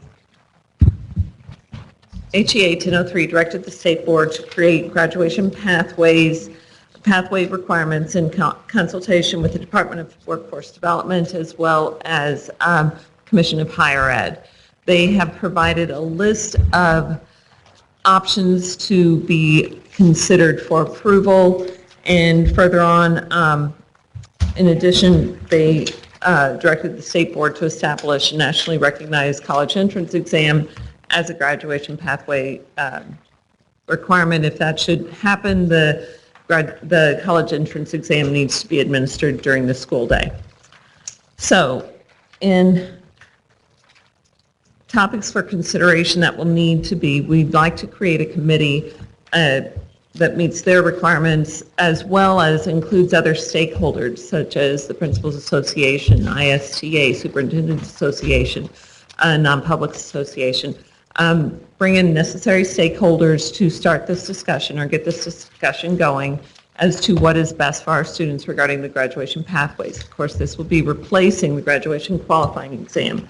Topics for consideration, for example, will include what other criteria are required for meeting the pathway. How can we incorporate the graduation plan, for example? That's already required at grade 6 into this because the graduation plan's been around for a really long time, but it's sort of a nice starting place to incorporate that into the discussion of what your graduation pathway would be. Because this impacts our incoming freshmen this fall, our grade 9 students this fall are going to be a part of the graduation pathways. I know the timeline that I have put together is super aggressive, and it was done on purpose to raise eyebrows. I know it's probably too much or too quick, because we definitely need the input from the stakeholders. But it would be very nice if by, say, August, we have a draft ready to go out to the buildings so they can start working with it and provide feedback, and then a final one be approved later. But it'd be nice if we had a draft already that people, by beginning of August, where folks could start incorporating it, even if it's not final. School starts beginning of August, end of July for a lot of buildings. And again, as I stated, this impacts our incoming freshmen. Therefore, I'm feeling the pressure to make sure buildings have some sort of idea as to what they need to be doing with their incoming freshmen, because the decisions have to be made before they enter grade 10. If we get a draft into the schools early on, again, we can do a final vote in the fall. But yes, my timeline was purposely aggressive to raise eyebrows, to get people, so folks understand, so the board, you as board members understand the need to get a decision made. So an aggressive timeline for some schools, just to have information that's going to change, it has potential to change, is just as scary as waiting a little bit longer to have the right plan in place. And so that time with feedback is critical, and having the right people at the table to develop that initial plan is also critical. I completely agree. Carrie? Yeah, go ahead. And I was going to follow up with that and same thing and say, I'd rather have the people at the table in 100% agreement, not 100, nobody is ever, in agreement, Consensus. in consensus, and leave saying, this is the plan, and feel good about it and have buy-in in October, then rush and have disagreement in August. Byron? Thanks for being aggressive first. It's nicer to pull the reins than to have to hit the horse, right? My concern that I would like to discuss is was that in, whatever. Let's put a second pause and think about it. That was meant to be positive, okay? My concern is, and we've addressed some of this since I've been on this board, about these committees when we have them that represent what we're doing. My only concern with the aggressiveness is I am of belief, and I'm speaking for me now and would value some discussion. I think we should approve the members of this committee. And we went through that with I think it was the diploma and some of the others, and we said, hey, we would want to, I would like to see a list come forth that then we approve. I'd like some discussion on that, because I think this will probably come up in some other areas, and I just think that's an important piece here that we need to look at. Because ultimately, we have to make a decision, so we need to make sure that's made the way that we need it to be made. Thank you for raising that issue, and I've raised it for many years, that if it's an advisory committee to the State Board of Education, I believe that the State Board should approve the members on that advisory committee. And that was not the case in prior years, and I think that was a mistake, frankly. And so I thank my colleague of raising that issue, and if it's going to be advisory to us, we should feel comfortable and appoint the people who are going to be on that committee. So I support Dr. Ernest's notion. Sorry, I thought you were, how does that affect this timeline? That throws us back a whole month, more than a month, because it would be July 12th before we meet again. And the impact of that is? Again, the later the information gets into the schools so that they can start making decisions for students. Do we want to do it fast or right? I'm just pointing out the criteria, or not criteria, the logistics issue.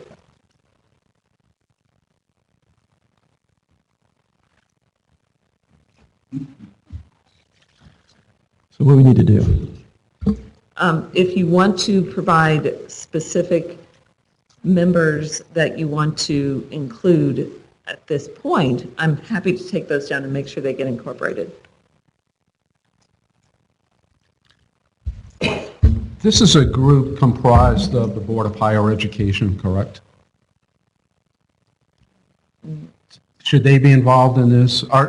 My question is, are there other entities that we need to consider in appointing people to this committee? Is that correct? Isn't the Board of Higher Ed going to have some input The on Commission of this? Higher Ed is Commission of Higher Ed, incorporated. I'm sorry. Right.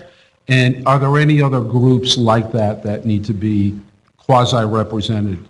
I'm thinking of the business community, for example. To start to think about this in chunks, board members here, higher education, business community, there may be some other categories of people we need to include. And so I'm not sure we should be doing this implementation work at a board meeting. We're the policy board. So I'm hoping that a staff member would come forward and say, these are the categories that we need, and who do you recommend? Right. With me? And so I don't think we're going to get this done anyway by July 12th, or whatever date you have there. Right. So it's unreasonable to do that. So we're looking at probably a fall kind of endeavor. So between now and the remainder of the summer, I think we should get those categories, think about people we'd like to appoint, and then move it forward from that point in time. We can also do work between meetings, right? So if you send us those categories, then we can send board staff sort of our nominees who we think would be good people. And then at the July meeting, potentially come back with a list of people that are recommended by us and board staff and DOE and the chamber maybe and the higher ed commission. And so there's a lot of work we can do between meetings. We don't have to wait to sit here and do implementation things. Cynthia, this 1003 impacts this fall's ninth grade students, is that correct? Yes, it does. Yes, it does, because But not 10th, 11th, or 12th? I think that is something that also needs to be discussed, because I'm not a lawyer, but 1003 speaks very clearly to the fact that in 1819, when these incoming freshmen or sophomores in 1819, GQE is gone and graduation pathways have to be in place. And it could be inferred, again, I'm not a lawyer, it could be inferred that those students who will be juniors and seniors that year, that they are grandfathered into the old GQE. But the language in the statute to me is clear that it's gone. So I think that's a bigger conversation that the grad pathways also needs to. So can we have a comment from legal?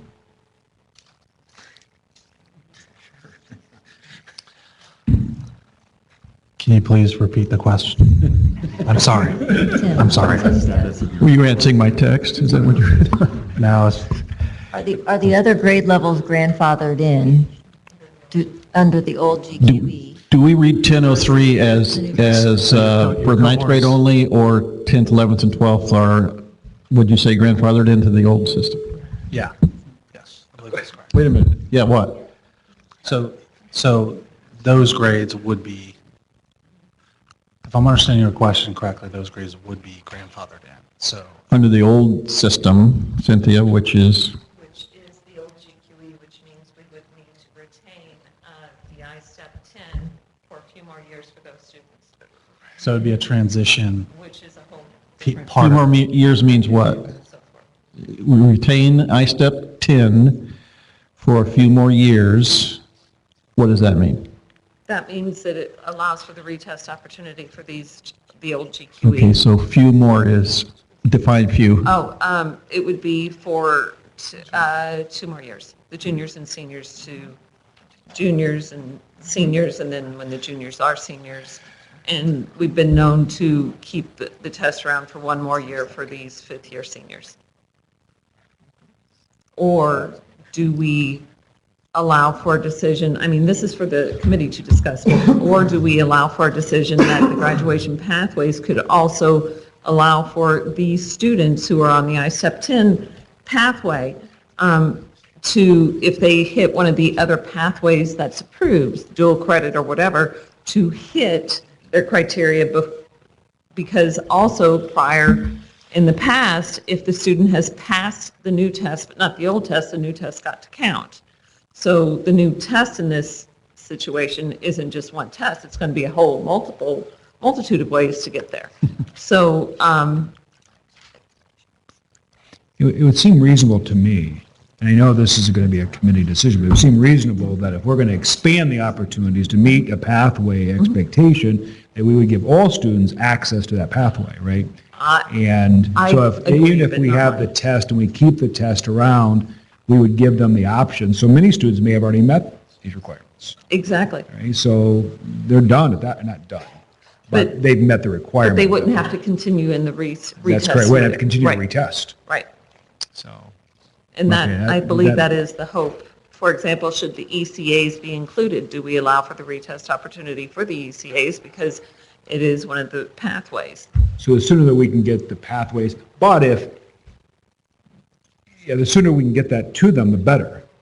Because some of these things may be determined as, for instance, incoming seniors. They have schedules set already, but if they know that if they're still struggling with passing the exam, but they know they can take a course to graduate and not take the exam, they would need to know that at the start of the school year. You betcha, especially if it's some sort of dual credit or an industry certification or something like that.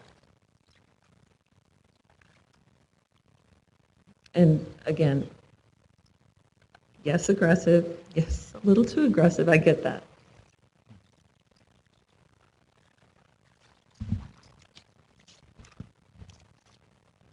Can the working group start with our best knowledge and representation as broadly as possible, and then at the next meeting, we're able to look at whom has started the work and add to that if we feel like there is a proper voice? Oh, I'd be happy to, absolutely. And we can, the way we used Simplicity to allow board members, for example, to comment on the RFP, we can incorporate Simplicity to allow for the committee to also, and I'll assist in any ways possible, to allow the committee to comment on a working draft as we move forward. Simplicity can work if it's working properly, and I understand it doesn't always. It can work similar to Google Docs, but it's more secure. There is a difference, however, of being electronically giving input versus No, face-to-face no, conversation. we must have meetings where we discuss, but once an initial draft starts and then coming back and discuss also, people can comment on, but coming back and. I'm just trying to address your need to start soon, and the fact that we may not know or have not identified all the folks that we believe should be at the table, and so the ability to add to that as the. Absolutely. Yeah, I think reconciling this issue between right and fast, I think, is an important question too. But at the same time, I'm just wondering, to move this along, if the concern is, and I believe the concern is that the board's ability to have input into a committee. Okay? What if we had a couple of volunteers on this board join you and then select the committee on our behalf? We have board representation and board staff, would we feel comfortable doing that? Because I think there could be a couple of volunteers. I'm just, sorry. I'm just wondering, would that satisfy our collective concern about the composition of the committee? If we just start from there. And we could all obviously submit names to those members. Correct. And then it can be selected and you can move forward. Rather than selecting a committee and then coming back and having us vet the committee. And get that done the front end. And I'm cool with that. I just think in the future, I still want us to think through, we tend, and I get it, right? Sometimes things have to be fast. But I would rather us be strategic and be very intentional about these kinds of things because again, I know it got brought up. I know it was an issue on a couple of things back. And so I just want to, for this, I'm totally fine with that. I'm supportive. I just want to reiterate that I think we need to, in the future, be ahead of the game. And I think this board, if this board is going to approve that recommendation, I think we should ultimately approve the committee. And I feel strongly about that. Again, that's me personally, not making a board decision, but I believe that that should be that way. For example, I believe it's that way when you look at the RFP committee for the assessment, for example, coming out of the law. To me, that's pretty clear as well. Again, not the attorney making that decision, but that's pretty clear for me. And I just think we need to think through these things in advance.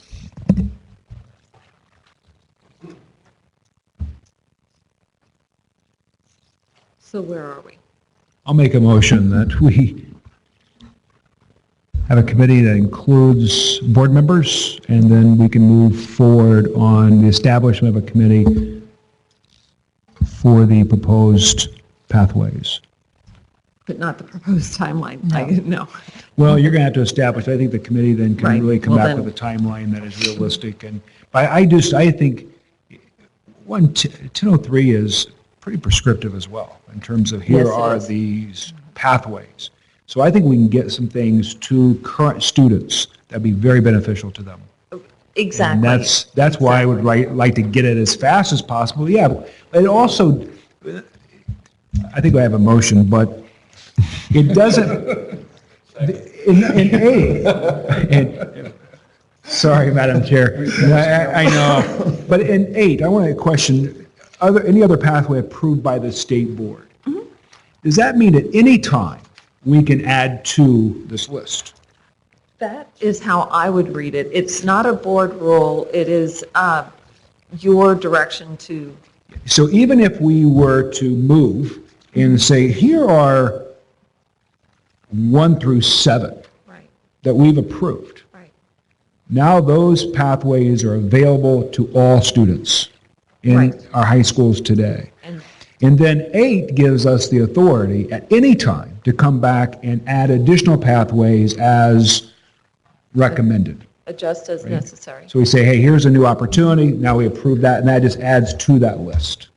And I'm also working through, as I've raised a few questions here, there's a few other questions where 1003 is sort of silent on. It says approved graduation pathways. It does not refer to subject areas. It doesn't say how many tests have to be passed. It doesn't say anything like that.